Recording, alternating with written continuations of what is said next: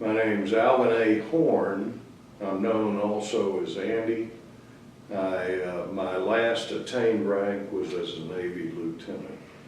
All the ones that were successful always resulted in contraband and papers and weapons.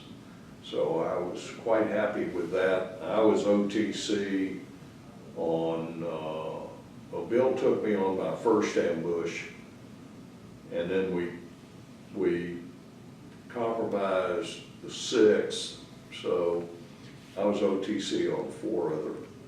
And I was really pleased with the way those went. They took advantage, and I'll say this, they took advantage of my plan to use the incoming and outgoing tides and winds to my favor as we came into position for the setup. A lot of times these things would go for an hour or 2, maybe more. But the ones that were pretty dramatic, one happened within probably 5 minutes of us getting into position. Another one, we beached some distance from an area in a lagoon off the Mekong River north of Sadek at a place called the Football Island. The football had the Mekong going by it this way, but it had an opening which into this lagoon. We had starlight scopes.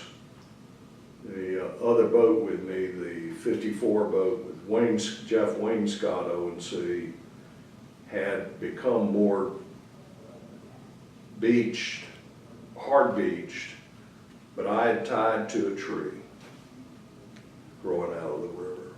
And so I was free to swing or not with the current of the river and as influenced by the tide and the strength of the tide. My goal was to get us in there at or near slack tide so that we would not swivel. One sampan come out and take a position, then a second one come out and take a position, and then a third. And then Mr. Big and his buddies came out in 2 sampans, so I think there were 5 altogether. And this one went over across the lagoon and parked while the sentries continued their position. They got out of the sampan, went into the jungle, then they all came out, got in their sampan. At that time, I radioed Wainscott and said, I'm untying, and these are all whispered tones, and 59 boat started drifting down to the opening. And at a prearranged, pre-decided sort of deal, we turned on our engines, went in all ahead, turned on the PSYOPs speaker to Armed Forces radio that was playing some very hard rock kind of music, started popping flares, and as all of that was going on, within seconds, the twin 50s on both boats opened up on the group of sampans out there. All these guys went to the water.